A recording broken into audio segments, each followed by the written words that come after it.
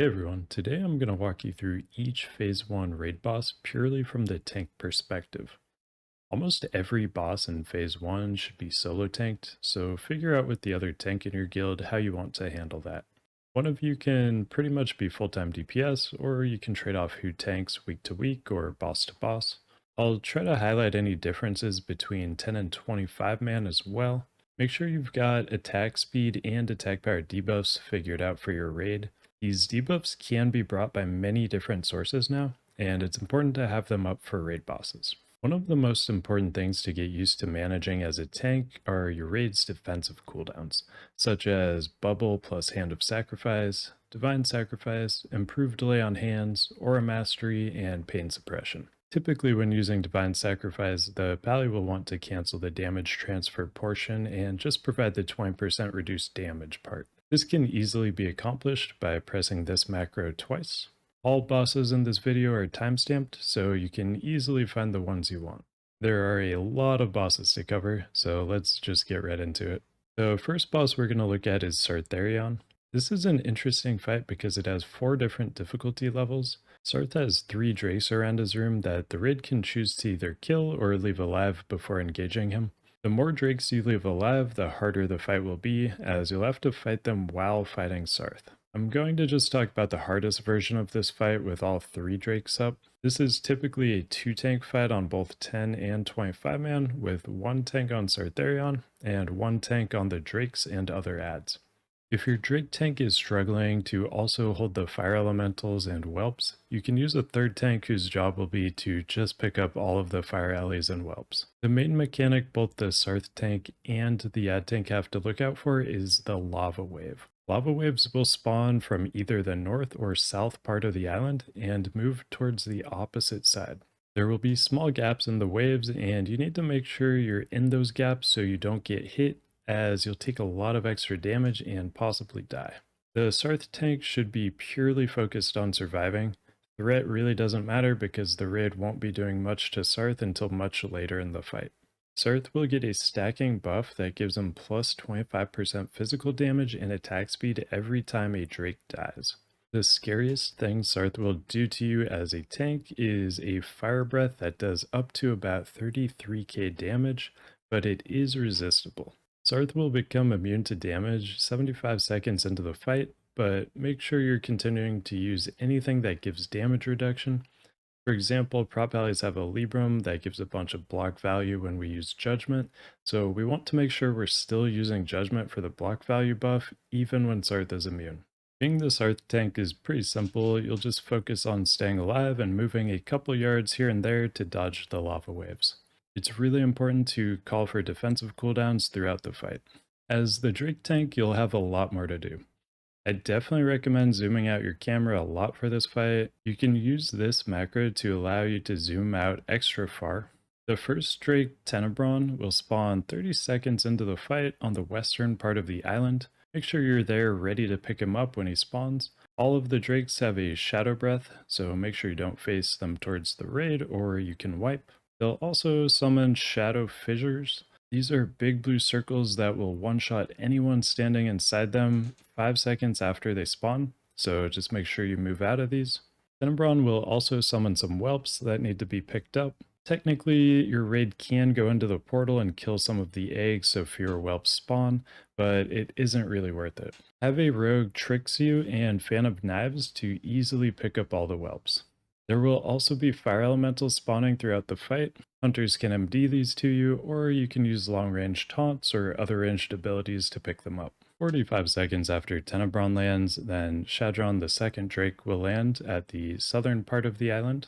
Tenebron will likely still be alive when Shadron spawns, so you'll be tanking 2 Drakes at once. Just carefully move over to Shadron's spawn early with Tenebron so you're ready to pick him up. It's important that DPS don't get breathed while moving Drakes, so communicate to them to be careful on moves. The final Drake, Vesperon, will spawn at the northern part of the island 45 seconds after Shadron, so once again, move over there early with any adds you still have up so you're ready to pick him up right away. Once you've killed all of the Drakes, go into the Twilight Portal and kill the Acolytes inside. Now your job is really easy, just pick up any fire elementals that spawn until Sarth is dead. Now for Malygos. This is a solo tank fight. You will aggro once somebody clicks the focusing iris, so have whatever you need pre-popped and be ready for him. He has a breath that deals about 30k damage on 25 man and 20k on 10 man, so make sure you don't face him towards the raid at all, but he does not have a tail swipe. He's going to spawn sparks from the sides of the room and they'll travel towards him. Your raid should be in the center of the room, and you'll move Malygos depending on where the sparks spawn, so that the raid is between the spark and Malygos. If the spark reaches Malygos, it will increase his damage and defensives will need to be used. But if the raid kills the spark, it will drop an energy patch on the ground that increases the damage of players standing in it. Some raids will choose to banish the sparks and kill them all at once when he's about to phase for a huge damage increase. Malygos will periodically cast Vortex, which sends the whole raid flying around in the air for 10 seconds. Malygos will come down in the middle of the platform after Vortex. It's easiest if the tank always goes to where his head is to pick him up again, and have everyone adjust around that so they don't accidentally take an arcane breath in the transition. At 50%, phase 2 will start.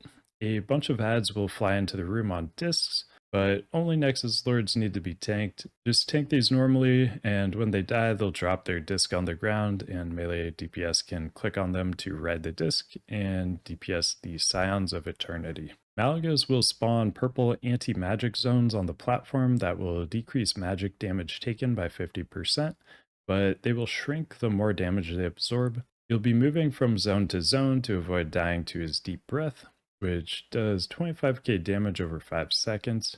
Once all of the Scions of Eternity are killed, you'll enter phase 3. In this phase, you'll be on a Drake and have some new abilities. These abilities cost energy, so you can't spam too hard. You'll use Flame Spike, the first ability on the bar, twice, which will generate combo points.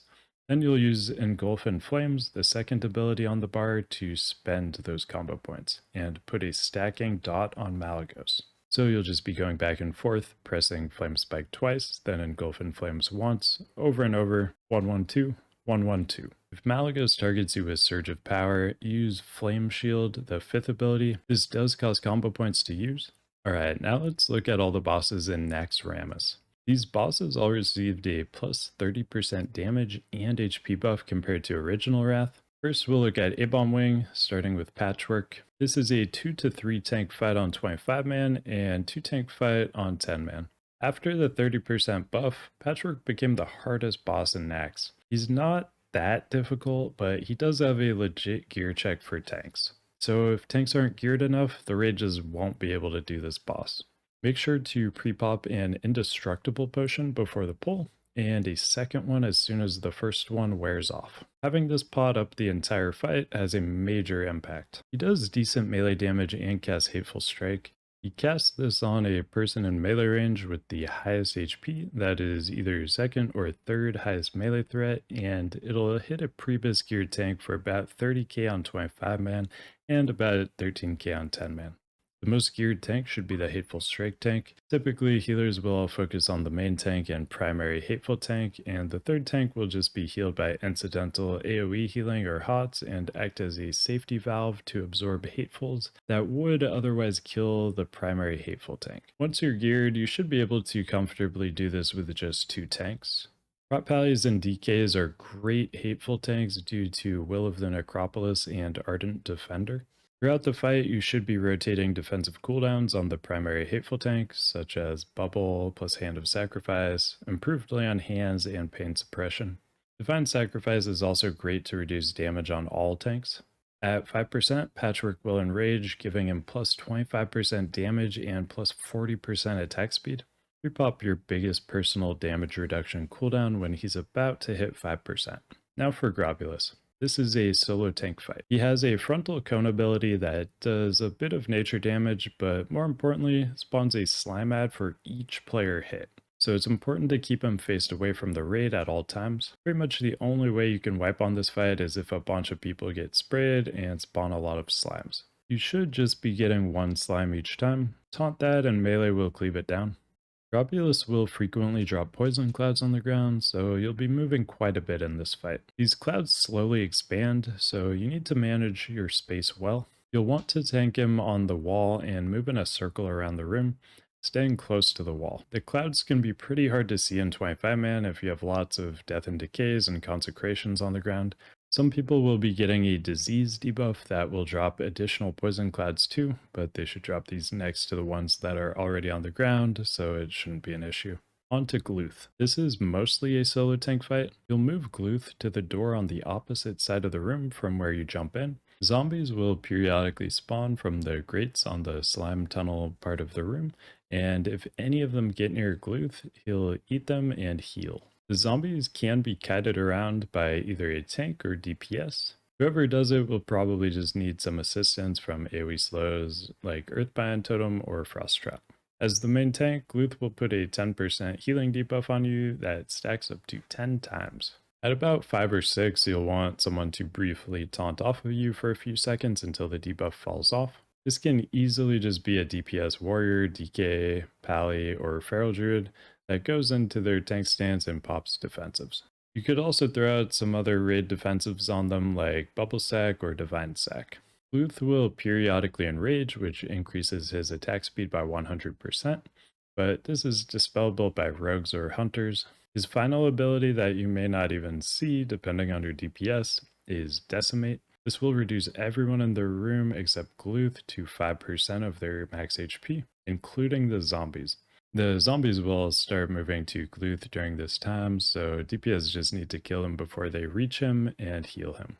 Pop your defensives when Decimate happens to be safe. Now for Thaddius. This fight is mostly solo tanked. Phase 1, there are 2 mobs on opposite sides of the room that have to stay in their area, so there will be 2 tanks here. You can probably get away with a DPS warrior, DK, Pally, or Feral Druid in a tank stance if you rotate defensives on them, depending on your guild. Stalag hits harder than Fugan and also gets a big attack speed increase buff. He doesn't do much to someone wearing tank gear, but Stalag is the one you'd want to use defensives on if you opt to use a DPS or to tank him. It's good to have both tanks positioned right on the edge of the platform because this should give just enough range for Beacon of Light to hit a tank on the other side. Periodically, the tanks will be thrown from one side to the other and be tanking a different boss. Both mini-bosses must die at about the same time, then you'll need to jump from the top platform to the bottom. Phase 2 will then start. Tank Thaddius in the middle to begin with, and move him when he casts Polarity Shift. This spell will give everyone in the raid a debuff that's either negative or positive. Your raid should predetermine where each charge will go. Our guild does negative left and positive right, so from the starting position, if we get a negative charge, we just go left. Players with positive charge will deal damage to nearby players with negative charge, and vice versa. You'll get a damage buff for each person with the same charge near you, so save offensive CDs for when you get your first damage buff from the charge. From here, it's pretty simple. He'll continue casting Polarity Shift the rest of the fight, and if our charge doesn't change, we stay still. If it does change, we just run forward to the other side. I've found his hitbox to be pretty finicky, and he would move a lot if I ran too far, despite having a large hitbox. So what I did to try to prevent him moving a lot was move to the opposite side, but just barely in front of him, then stutter step back to the pile. This seemed to work much better for keeping him still. With the extra HP, it is very possible to hit enrage if a few people die. Keep an eye on the DBM timer and have everyone pre-pop every defensive possible right as enrage is about to happen to buy you some extra time to get the kill. Make sure to have a /point/laugh macro ready to use on your fellow raid members who go to the wrong side and die. Moving on to the spider wing, we've got Anub'rekhan. This is a solo tank fight. Group Anub'rekhan and the adds up for cleave. The main ability to watch out for is Locust Swarm, which will put a stacking debuff that does damage and silences anyone who is within 30 yards of Anub'rekhan when he has it active. Your guild may have enough damage that you don't even see this ability. If he casts it, you can turn him to face the raid and have your raid outrange the debuff while still being able to do damage and heal you. You will be unable to attack or cast spells during this time. Alternatively, you can kite him along the outer slime ring of the room. An ad will spawn when he casts Locust Swarm, but this can be picked up by a DPS warrior, DK, Pally, or Feral Druid. Now for Faerlina. This is pretty much a solo tank fight. She has a bunch of ads with her. Some are worshippers and some are followers. You can just cleave down the boss and most of the ads together, but you should save at least one worshipper. Pretty much anybody can just tank this off to the side. Faerlina will eventually enrage, and it can be removed on 25-man by a priest mind controlling a worshipper and using its special ability on her to remove the enrage. On 10-man, you just have to kill a worshipper next to Faerlina to remove the enrage. Use damage reduction cooldowns when she enrages to reduce damage until your priest removes it or an ad is killed next to her. She will frequently cast Rain of Fire on you, so you'll need to move her pretty frequently to get out of that. Onto Maexxna. This is another solo tank fight. I like to start this fight by parking Maexxna near the wall so that melee are near web wrap spawns. The web wrap ability sends players to the wall in a web wrap that has to be destroyed to free them. She does have a frontal cone ability that does about 5k nature damage, so just be a little bit careful when moving her. The main mechanic we have to worry about on this fight is web spray. Every 40 seconds, Maexxna will stun the entire raid for 6 seconds. It's important that you have HOTS, Abolish Poison, or Cleansing Totem, and at least one damage reduction cooldown on you going into any web spray. She has a poison that reduces healing received by 90%, which is why we need the Abolish Poison or Cleansing Totem. Watch your DPM timer for web spray to time CDs appropriately. Some damage reduction cooldowns you'll want to call for before web sprays are Divine Sacrifice, Bubble plus Hand of Sac, or Improved Lay on Hands from Holy Pallies, or Painspiration from Disc Priest. At 30%, Maexxna will Frenzy, which will increase your damage by a lot. You'll want to use your biggest personal damage reduction cooldown, such as Divine Protection, Shield Wall, or Icebound Fortitude, before the web spray you get while she's enraged. She'll spawn some spider ads right before each web spray, but they'll pretty much die instantly from melee cleave, so you don't really need to worry about these. Now for the Plague Wing, starting with Noth. This is also a solo tank fight. He will periodically blink and reset threat, but he is tauntable, so make sure to have a taunt ready for this. He's also gonna summon skeleton ads around the room. Pick these up and cleave them down on Noth. Hunters can misdirect and rogues can Tricks of the Trade to assist with threat drops and ad pickups if needed. Noth will eventually teleport up to his balcony and spawn ads around the room. Pick these up and cleave them down. If you have enough DPS, you won't see this phase. When he comes back down from his balcony, you'll just be repeating the same things you did before.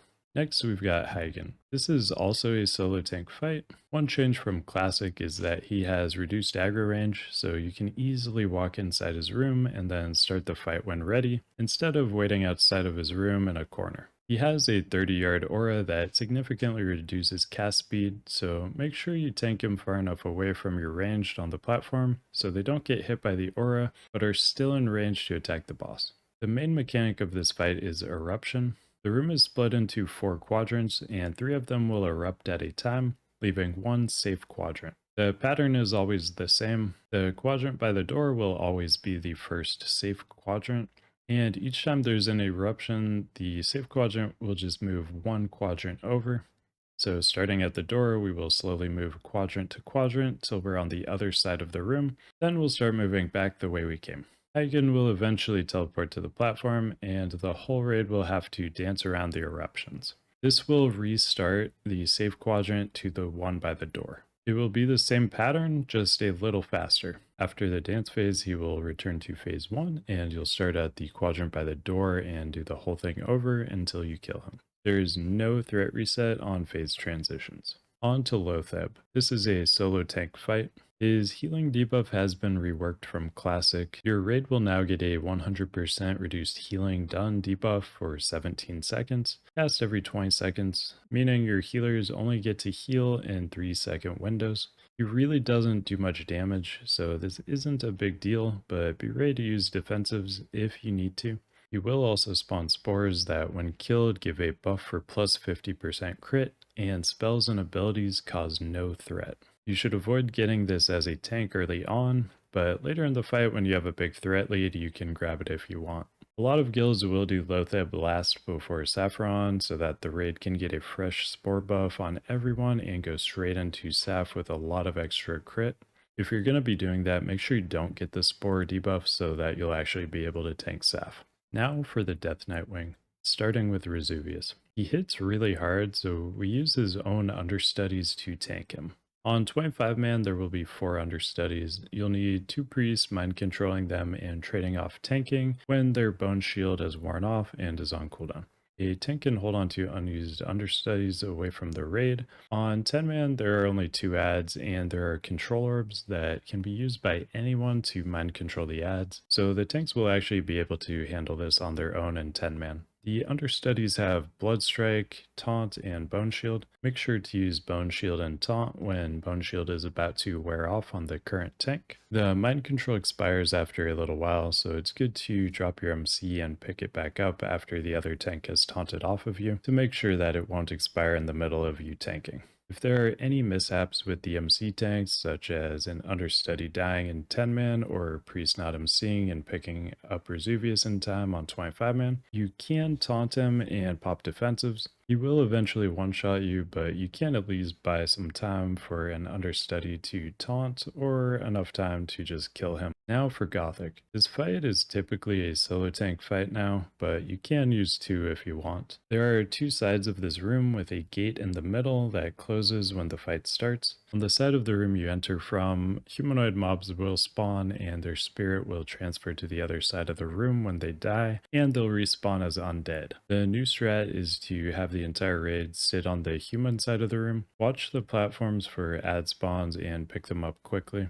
They will probably die before your taunt even wears off. Since you have nobody on the undead side, a bunch of undead mobs will be building up. Quick note, in 10 man, fewer mobs will spawn. At about 2 minutes until phase 2 begins, the gate will open and all of the undead mobs will rush over to the human side. Make sure to have frost traps around the gate before this happens to help slow them down. Once they get past the gate, pop defensives and anything you can to get aggro, like Challenging Shout, Holy Wrath, and Sapper. For the rest of phase 1, just keep watching both the gate and the platforms for ad spawns. When phase 2 begins, ads will no longer spawn and Gothik will teleport down. He doesn't really do anything special, just pick him up and tank. He will periodically teleport to the opposite side and reset threat. On to 4 Horsemen.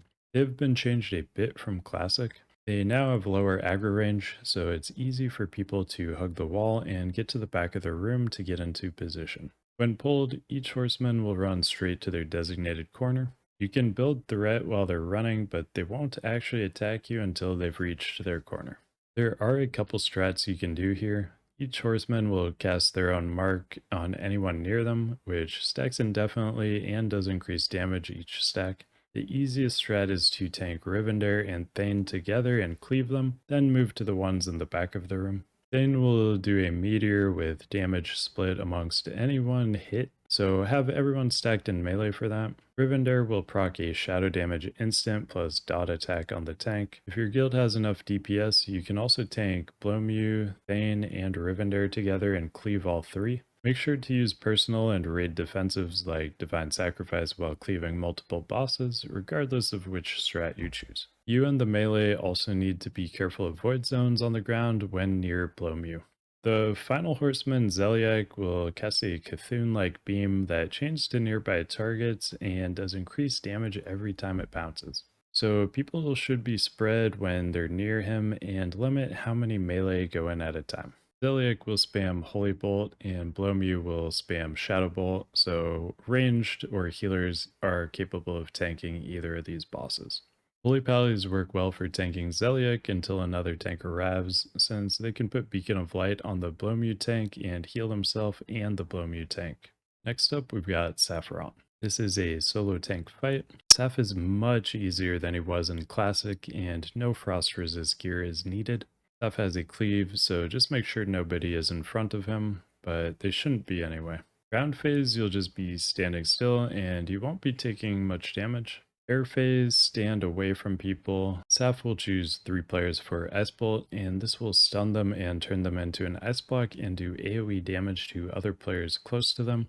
Once all 3 Ice Bolts have gone out in 25 man or 2 in 10 man, Saph will cast Frost Breath, which is a blue ball that will travel to the floor and explodes when it reaches the floor. This will one-shot you if you aren't hiding behind an ice block. So just hide behind the closest ice block and you're good. You get plenty of time to get into position. After that, ground phase will begin again and you'll just be standing still and tanking until the next stair phase.